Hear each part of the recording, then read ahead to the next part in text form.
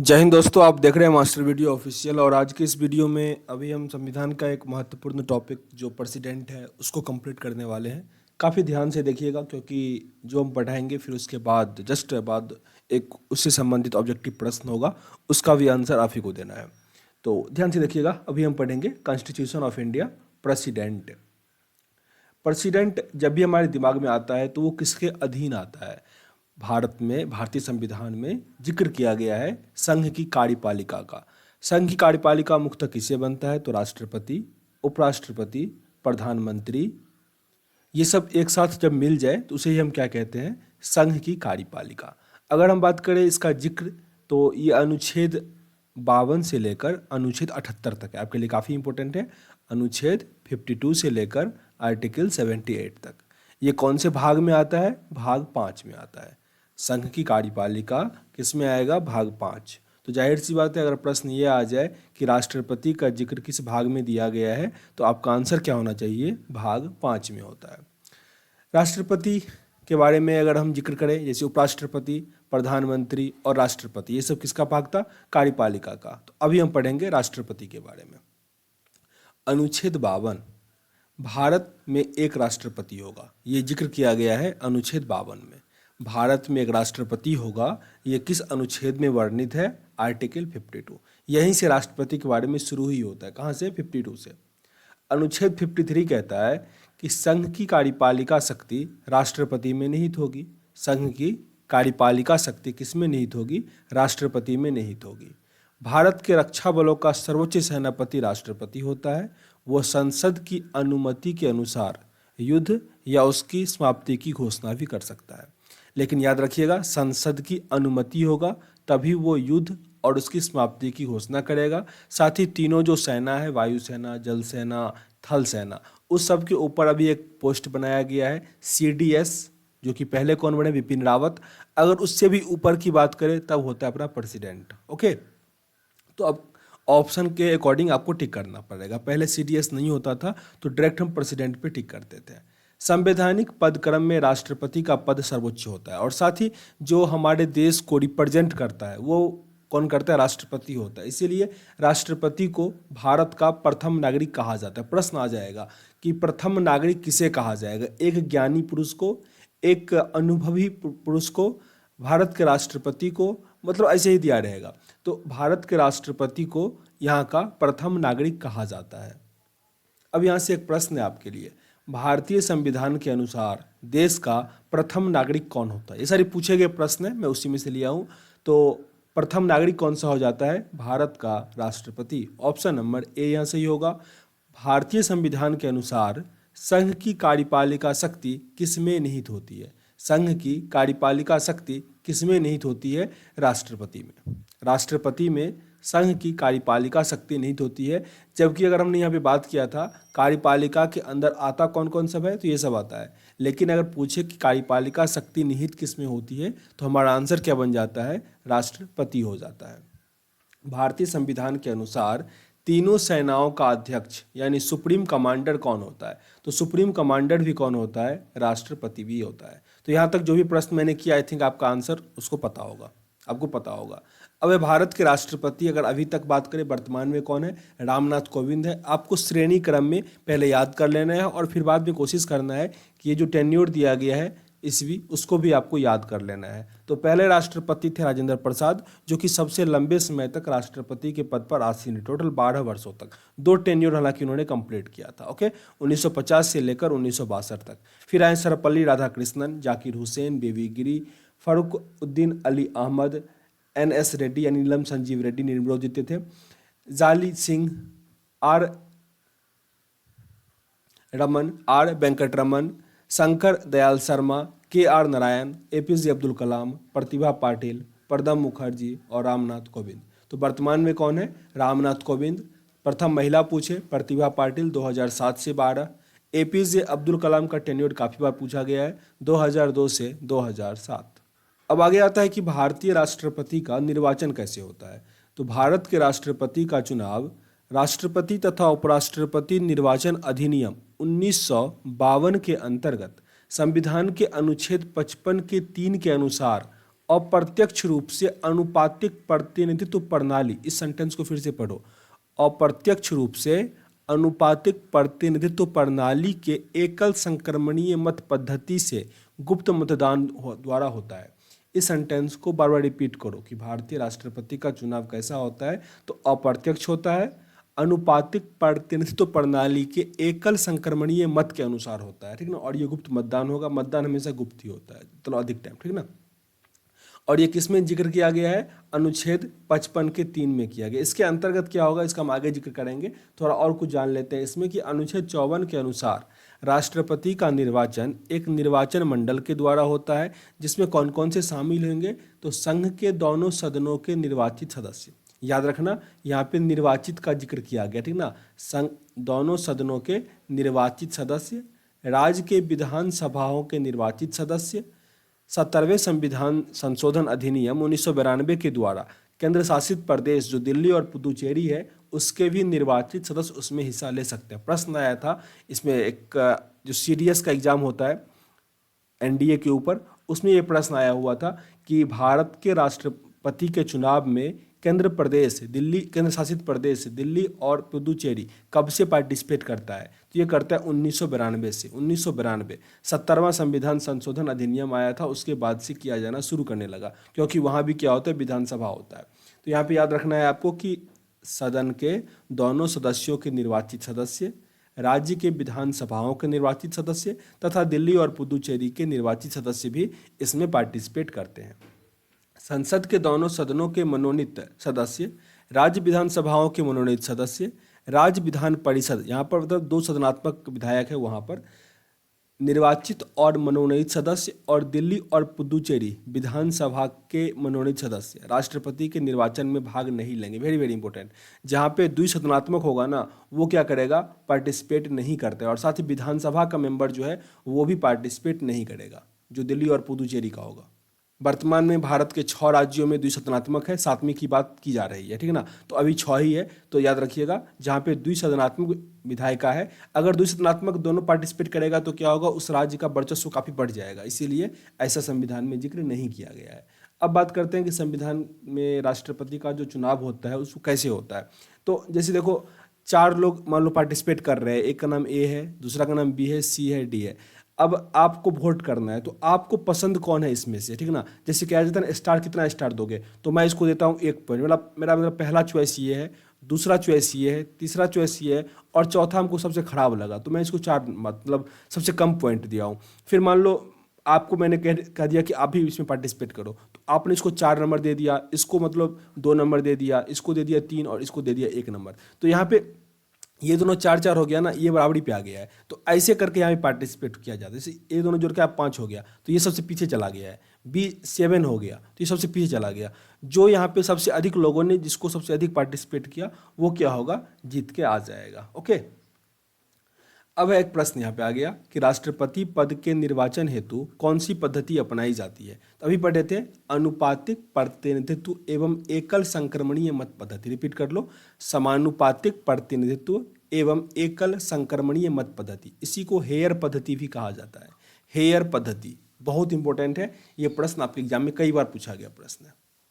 अब है अनुच्छेद 60, राष्ट्रपति पद ग्रहण करते समय उच्चतम न्यायालय के मुख्य न्यायाधीश या उसकी अनुपस्थिति में जो सर्वोच्च होता है न्यायाधीश उसके समक्ष शपथ लेता है। राष्ट्रपति किसके समक्ष शपथ लेगा, तो उच्च न्यायालय के जो मुख्य न्यायाधीश होते हैं, या अगर वो अनुपस्थित हैं तो फिर जो उसके समकक्ष या जो सर्वोच्च है उसके समक्ष वो शपथ लेगा। प्रश्न ऐसा भी आ जाता है कि रामनाथ कोविंद जैसे अभी वर्तमान में है तो उनको शपथ किसने दिलाया, तो वहाँ पे नाम दे देगा, तो इसलिए आपको जो मुख्य न्यायाधीश होता है उनका भी नाम आपको श्रेणी क्रम में याद करना पड़ेगा। अब अनुच्छेद 56 का फर्स्ट दिया गया है कि राष्ट्रपति का कार्यकाल पद ग्रहण करने की तिथि से लेकर 5 वर्षों तक होता है, लेकिन याद रखिएगा जब तक चुनाव नहीं हो जाएगा, राष्ट्रपति का चुनाव नहीं होगा, तब तक वो अपने पद से इस्तीफा नहीं देंगे। मतलब कभी भी राष्ट्रपति का पद खाली नहीं रहता। हालांकि संविधान के अकॉर्डिंग दिया गया है कि 6 माह से अधिक खाली नहीं रहेगा। जैसे मान लो मृत्यु हो गया तो उस कंडीशन में उपराष्ट्रपति पदभार तो संभालेगा, पर 6 माह से अधिक वो खाली नहीं रहेगा। लेकिन अगर चुनाव के कारण राष्ट्रपति पद खाली कर रहा है तो ऐसा नहीं होगा, ठीक ना। दूसरा राष्ट्रपति जब शपथ लेता है तभी वो मतलब अपना त्याग पत्र देता है, मतलब सीट कभी खाली नहीं रहता है। ओके, अनुच्छेद 56 का क दिया गया है, 56 के फर्स्ट का क, कि कार्यकाल की समाप्ति से पहले राष्ट्रपति अपना त्यागपत्र उपराष्ट्रपति को दे देते हैं। वेरी वेरी इंपॉर्टेंट कि कार्यकाल की समाप्ति से पहले राष्ट्रपति अपना त्यागपत्र किसको देते हैं? उपराष्ट्रपति को देते हैं। ये किस अनुच्छेद में लिखा गया है? तो 56 के फर्स्ट के क में।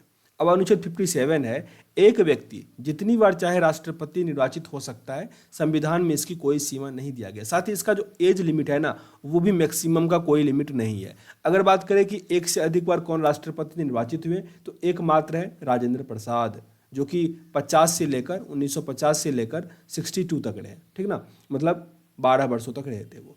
अब है अनुच्छेद 58, राष्ट्रपति के पद हेतु क्या सब योग्यता चाहिए। तो अभी मैंने जिक्र किया कि आयु जो है वो 35 वर्ष का आयु जो है कम से कम है, और मैक्सिमम कोई लिमिट नहीं है, ठीक ना।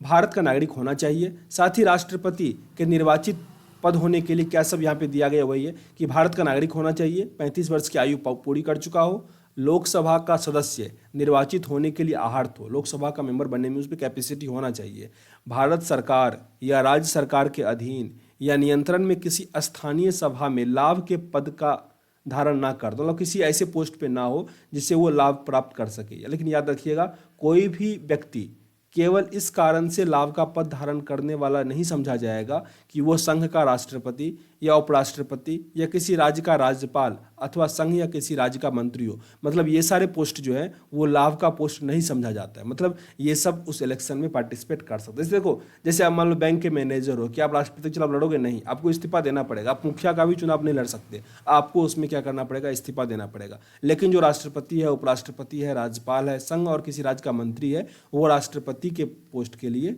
दावेदार है। मतलब वो सब पोस्ट सेवा का पोस्ट होता है, ठीक है ना, कहने के लिए हालांकि ये सब।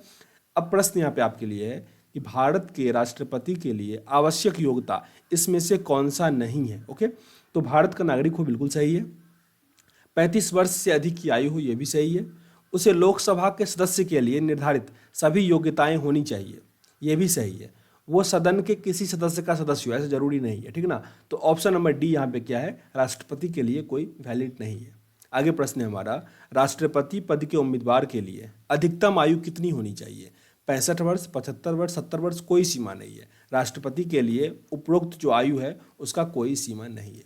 अब हम बात करते हैं कि अनुच्छेद 59 में क्या दिया गया है। तो राष्ट्रपति पद के लिए शर्त, राष्ट्रपति के पद के लिए निम्नलिखित शर्तें हैं। क्या सब है?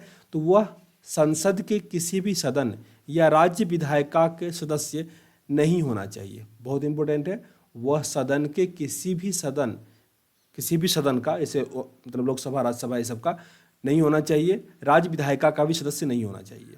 यदि कोई ऐसा व्यक्ति निर्वाचित होता है तो उसे पद ग्रहण करने से पहले उस पद से त्यागपत्र देना होगा। राष्ट्रपति अन्य कोई लाभ का पद धारण नहीं करेगा। उसे बिना किराया दिए शासकीय निवास आवंटित होगा, ये सब पता ही होगा। इसकी उपलब्धियां और भत्ते उनकी पदावधि के दौरान कम नहीं किए जाएंगे। ऐसा हालांकि गवर्नमेंट में किसी भी पोस्ट पे नहीं होता है। अगर जैसे मान लो आपातकाल आ गया तब तो होगा, मतलब जैसे अभी अकाल आ गया, कोरोना का टाइम आ गया, तब तो होगा, तब तो कोई बात नहीं है। लेकिन राष्ट्रपति के वेतन में जैसे अब स्टार्टिंग में भी बात किया गया कि 5 लाख आपको मिलेगा, ऐसा नहीं कि 1 साल कंप्लीट हुआ आप तो 50,000 ही मिलेगा, ऐसा नहीं होगा। जो उनको कहा गया है उतना मिलेगा ही मिलेगा। अब है अनुच्छेद 71, अनुच्छेद 71। इसमें निर्वाचन विवाद कि राष्ट्रपति के निर्वाचन में अगर कोई विवाद उत्पन्न होगा तो उसका निर्णय कौन लेगा? सुप्रीम कोर्ट लेगा, उच्चतम न्यायालय, और उसका जो फैसला होगा वही अंतिम फैसला होगा। उस पर पुनर्विचार या फिर वो कहीं ट्रांसफर नहीं होगा। राष्ट्रपति पद का चुनाव संबंधी विचार का निर्णय कौन देगा? तो आसान सा आंसर होगा उच्चतम न्यायालय, यानी सर्वोच्च न्यायालय, उच्चतम न्यायालय, सुप्रीम कोर्ट। किस अनुच्छेद के तहत राष्ट्रपति तथा उपराष्ट्रपति के निर्वाचन संबंधी विवाद का निर्णय उच्चतम न्यायालय द्वारा किया जाएगा? तो अभी पढ़े थे अनुच्छेद 71 जो है, आंसर क्या हो जाएगा? अनुच्छेद 71, 71 आपका सही आंसर हो जाएगा। अब अनुच्छेद 61 दिया गया है, काफी इंपॉर्टेंट है अनुच्छेद 61, महाभियोग वाला। संविधान के अतिक्रमण करने पर राष्ट्रपति को महाभियोग द्वारा हटाया जा सकता है। महाभियोग का आरोप संसद के कोई भी सदन लगा सकता है। याद रखिएगा, यहाँ पे 61वां संविधान संशोधन अगर आए तो वह मताधिकार का आयु जो है वो 21 से 18 कर दिया गया, वो था। लेकिन अगर 61वां अनुच्छेद पूछे तो उसमें राष्ट्रपति को महाभियोग के द्वारा हटाया जा सकता है। साथ ही महाभियोग का आरोप संसद के कोई भी सदन लगा सकता है जिसके लिए संकल्प प्रस्तुत करना होगा, जिस पर सदन की कुल सदस्य संख्या के कम से कम 1/4 सदस्यों का हस्ताक्षर किया हो और राष्ट्रपति को 14 दिन पहले नोटिस दिया जाना होगा। ठीक ना, मतलब पहले ही कह देना होगा। महाभियोग का प्रस्ताव 2/3 बहुमत से पारित होने के बाद वह दूसरे सदन में भेजा जाता है। यदि दूसरा सदन आरोप का अन्वेषण करेगा तो राष्ट्रपति को उपस्थित होने का तथा उनका प्रतिनिधित्व कराने का अधिकार होगा। अन्य दूसरा सदन आरोप सही पाता है और प्रस्ताव का 2/3 बहुमत से अगर वो पारित कर देगा तो राष्ट्रपति को अपने पद से हटना पड़ जाएगा। ओके, अब यहाँ पे मैंने एक लिखा है कि राष्ट्रपति का पावर क्या सब है। ठीक है ना, हालांकि पावर तो ढेर सारा है, पर यहाँ पे जो मेन इंपॉर्टेंट है, एक तो है वीटो पावर, सैन्य शक्ति उनके पास काफ़ी अधिक है, विधायी शक्तियाँ हैं, कार्यपालिका शक्ति है और वित्तीय शक्तियाँ हैं। फिर से रिपीट कर लो, राष्ट्रपति को वीटो शक्ति है, सैन्य शक्ति है, विधायी शक्ति है, कार्यपालिका शक्ति है, वित्तीय शक्ति है। जिससे पहला हमने लिया है कार्यपालिका शक्ति में क्या सब है, तो अनुच्छेद 74 राष्ट्रपति अपनी शक्ति का प्रयोग प्रधानमंत्री व राष्ट्रपति अपनी शक्ति का प्रयोग प्रधानमंत्री व मंत्रिपरिषद की सहायता से करता है। अनुच्छेद 74 है ये। 77 है कि भारत सरकार के सभी शासन संबंधी कार्य उनके नाम पर किए जाते हैं। भारत सरकार के सभी शासन संबंधी कार्य उसके नाम पर किए जाते हैं। अनुच्छेद 75 है राष्ट्रपति प्रधानमंत्री की नियुक्ति करता है तथा उसके परामर्श पर अन्य मंत्री का भी नियुक्ति करता है। प्रधानमंत्री का नियुक्ति कौन करता है, तो राष्ट्रपति करता है। साथ ही उनके परामर्श पर भी अन्य मंत्री का नियुक्ति कौन करेगा, राष्ट्रपति। आर्टिकल 75 है और ये सारा है राष्ट्रपति के कार्यपालिका शक्ति के अंतर्गत। भारत के महान्यायवादी, महानियंत्रक एवं महालेखा परीक्षक, मुख्य चुनाव आयुक्त और अन्य चुनाव आयुक्त, राज्यों के राज्यपाल, जो सुप्रीम कोर्ट का जो न्यायाधीश होता है वो, मतलब जो भी आपको इंडिपेंडेंट पोस्ट मिलता है ना, उसका नियुक्ति कौन करता है, राष्ट्रपति करता है। अब है विधायी शक्ति। अनुच्छेद 79 में राष्ट्रपति संसद का एक अभिन्न अंग है जिससे उसे विधायी शक्तियां प्राप्त है। अनुच्छेद 85 है कि राष्ट्रपति दोनों सदनों का बैठक बुलाता है, संबोधित करता है, सत्रावासन एवं लोकसभा को विघटन भी करता है। बहुत इंपॉर्टेंट है कि राष्ट्रपति दोनों सदनों का बैठक बुलाता है, ठीक ना, और उसको संबोधन भी करता है, सत्रावासन भी करता है एवं लोकसभा विघटन भी करता है। तो यह है आर्टिकल 85 के अंतर्गत। 108 क्या कहता है कि वह संसद में संयुक्त अधिवेशन बुला सकता है, लेकिन उसकी अध्यक्षता कौन करेगा, लोकसभा का अध्यक्ष करेगा। बहुत इंपॉर्टेंट है। अनुच्छेद 108 के अंतर्गत क्या करता है, संसद का जो संयुक्त अधिवेशन है उसको कौन बुलाएगा, प्रेसिडेंट बुलाएगा, और इसका अध्यक्षता कौन करेगा, लोकसभा का अध्यक्ष करेगा। अनुच्छेद 87 यानी अनुच्छेद 87, राष्ट्रपति प्रत्येक चुनाव के बाद प्रत्येक वर्ष संसद के प्रथम अधिवेशन को संबोधित करती है। ये प्रश्न कई बार आ चुका है कि संसद का जो प्रथम अधिवेशन होता है उसको कौन संबोधित करेगा, उसको प्रेसिडेंट करेगा, और ये शक्ति है आर्टिकल 87 के अंतर्गत। अनुच्छेद 80 अब है कि वह साहित्य, विज्ञान और कला से जो है वो 12 व्यक्तियों को राज्यसभा के लिए चुन सकता है और लोकसभा के लिए 2 सदस्यों को मनोनीत कर सकता है, ठीक ना। तो लोकसभा के लिए अब वर्तमान में इसको कैंसिल करने की बात की जा रही है। आई थिंक कोरोना के बाद इसको हटा दिया जाएगा, तो आप थोड़ा इसके रिगार्डिंग थोड़ा अपडेट रहना। अनुच्छेद 331, एंग्लो इंडियन समुदाय से 2 व्यक्ति लोकसभा में मनोनीत होते हैं, और अनुच्छेद 80 क्या है, 12 सदस्य राज्यसभा से चुने जाते हैं, ठीक। एंग्लो इंडियन बलाव हटाने की बात की जा रही है। राष्ट्रपति को वीटो शक्तियां। अनुच्छेद 111, संसद द्वारा पारित विधेयी राष्ट्रपति की सहमति के बाद ही अधिनियम बनता है। अगर किसी मतलब बिल पे, जैसे अभी सिटीजन अमेंडमेंट बिल आया था, उस पर जब प्रेसिडेंट ने सिग्नेचर कर दिया तो वो बन गया सिटीजन अमेंडमेंट एक्ट, ठीक ना। तो यही बनता है, अधिनियम बन जाता है। विधेयक को अपनी स्वीकृति दे सकता है, अपनी स्वीकृति को सुरक्षित रख सकता है। विधेयक, यदि कोई धन विधेयक नहीं है तो संसद को पुनर्विचार के लिए वो लौटा सकता है, लेकिन कोई खास फर्क उससे पड़ता नहीं है, ठीक ना। अब उसके पास 3 तरह का मेन वीटो शक्ति है। पहला है अत्यधिक वीटो।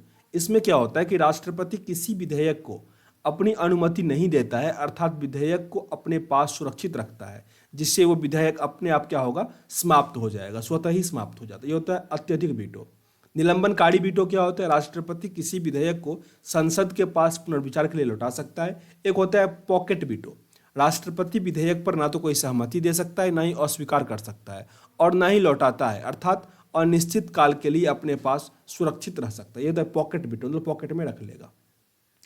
अब है वित्तीय शक्ति। अनुच्छेद 2, यह केंद्र और राज्य के बीच राजस्व के बंटवारे के लिए प्रत्येक 5 वर्ष में वित्त आयोग का गठन करता है। यह एनटीपीसी से बहुत बार पूछा गया। आर्टिकल 2, वह केंद्र और राज्य के बीच राजस्व का जो बंटवारा होगा वो 5 वर्ष में वित्त आयोग के मतलब वित्त आयोग का गठन कौन करता है? वो अनुच्छेद 2 के अंतर्गत कौन करेगा? राष्ट्रपति करेगा। अनुच्छेद 112 संसद में वार्षिक वित्तीय जो बजट होता है वार्षिक विवरण राष्ट्रपति को संबोधन करके ही प्रस्तुत किया जाता है। अनुच्छेद 117 धन विधेयक राष्ट्रपति के पूर्व सहमति से ही संसद में प्रस्तुत किया जाएगा। वेरी वेरी इंपॉर्टेंट, धन विधेयक राष्ट्रपति को पहले सहमति चाहिए तब वो संसद में प्रस्तुत करेगा। धन विधेयक कहाँ प्रस्तुत है? संसद में होता है। अनुच्छेद 115 राष्ट्रपति की सिफारिश के बिना अनुदान की मांग नहीं की जा सकती है। अब यहाँ पे कुछ जो पदाधिकारी जिनका नियुक्ति राष्ट्रपति करते हैं उनका नाम है, तो भारत के प्रथम प्रधानमंत्री और उनका मंत्री, भारत का महान्यायाधीश, नियंत्रक, महालेखा परीक्षक, उच्चतम न्यायालय और उसके न्यायाधीश, राष्ट्रपति, उपराष्ट्रपति एवं प्रशासक, वित्त आयोग, चुनाव आयोग का भी, संघ लोक सेवा आयोग के अध्यक्ष और सदस्य जो यूपीएससी होता है उसका, मुख्य निर्वाचन आयोग के निर्वाचित आयोग और अन्य सदस्य, अनुसूचित जनजाति और जाति के विशेष अधिकारी, भाषाई अल्पसंख्यक के लिए विशेष अधिकारी, ठीक ना। और भी कुछ पोस्ट है पर ये अधिक एग्जाम में पूछे जाते हैं तो मैं यहाँ उसको संकलित किया हूँ। अब प्रश्न यहाँ पे है कि निम्नलिखित में से किसे राष्ट्रपति नियुक्त नहीं करता है? तो राष्ट्रपति नियुक्त नहीं करता है योजना आयोग को नहीं करता है, ठीक ना। हालांकि योजना आयोग अब क्या बन गया है? नीति आयोग, और इसका फिक्स ही है जो प्राइम मिनिस्टर होगा ना, प्रधानमंत्री, वही क्या होता है? नीति आयोग का अध्यक्ष होता है। अब न्यायिक शक्तियां क्या सब है? तो उच्चतम न्यायालय के मुख्य न्यायाधीश तथा उच्चतम एवं उच्च न्यायालय के अन्य न्यायाधीश की नियुक्ति करता है कौन? राष्ट्रपति। अनुच्छेद 143 के अंतर्गत राष्ट्रपति उच्चतम न्यायालय के किसी विधि पर सलाह ले सकता है, परंतु उच्चतम न्यायालय की यह सलाह राष्ट्रपति पर बाध्यकारी नहीं होगी, कोई जरूरी नहीं है। अब अनुच्छेद 72 है, राष्ट्रपति किसी अपराध के लिए दोष सिद्ध ठहराए गए किसी व्यक्ति को क्षमा और उसका प्रलंबन विलाम कर सकता है। मतलब उसको मृत्यु दंड भी है तो उसको क्या कर सकता है? वो दंड को कम कर सकता है या उसको क्षमा भी कर सकता है। अब है इंटरनेशनल रिलेशन, मतलब विदेश में राष्ट्रपति ही देश का प्रतिनिधित्व करता है, उसमें सिग्नेचर जो होगा वो किसका होगा? राष्ट्रपति का ही होगा। सभी अंतर्राष्ट्रीय संधियां, समझौते राष्ट्रपति के नाम पर किए जाते हैं, लेकिन इसके लिए संसद की अनुमति अनिवार्य होगी। जैसे अगर ब्रिटेन की बात करें तो वहाँ का जो किंग होता है उसके नाम पर ही सब कुछ होगा, ठीक ना। इंडिया में प्रेसिडेंट है तो उसी के नाम पर सब कुछ होगा, लेकिन परमिशन कौन देता है? संसद देता है। अब आपातकालीन शक्तियां में इनके पास 3 आपातकाली है मेनली, तो राष्ट्रीय आपातकाल, राष्ट्रपति शासन और वित्तीय आपातकाल। तो वित्तीय आपातकाल 360 है, बहुत बार पूछा गया प्रश्न है, जो भारत में अभी तक एक भी बार नहीं लगा है। अनुच्छेद 352 और अनुच्छेद 356 रिपीट कर लो। 352 है राष्ट्रीय आपातकाल, 356 है राष्ट्रपति शासन और 360 है वित्तीय आपातकाल। अनुच्छेद 123 है, काफी इंपॉर्टेंट है, अध्यादेश जारी करने का अधिकार। राष्ट्रपति पर अध्यादेश जारी करने का अधिकार के अनुसार जब संसद का सत्र ना चल रहा हो तो राष्ट्रपति को ऐसा लगे कि परिस्थितियां मतलब थोड़ा खराब हो रहा है तो वो क्या करेगा? अध्यादेश जारी करेगा, ठीक ना, तत्काल कार्रवाई करने के लिए। याद रखना है आपको, यह अध्यादेश अधिनियम की तरह ही प्रभावी और शक्तिशाली होता है। जब भी अधिनियम की बात है मतलब समझो एक्ट, कानून की तरह ही, ठीक ना। संसद के पुनः सत्रावासन पर अध्यादेश 6 सप्ताह के अंदर दोनों सदनों द्वारा पारित हो जाना चाहिए, अन्यथा यह अध्यादेश समाप्त समझा जाएगा। तो ये ओवरऑल एक समरी था राष्ट्रपति के रिगार्डिंग, ठीक ना। अगर सेशन आपको अच्छा लगा हो तो कमेंट बॉक्स में जरूर लिखना, और कुछ भी कमी आपको लगा हो तो वो भी बताना कमेंट बॉक्स में। यहाँ सेशन को एंड करते हैं, मिलते हैं नेक्स्ट वीडियो में, तब तक के लिए जय हिंद।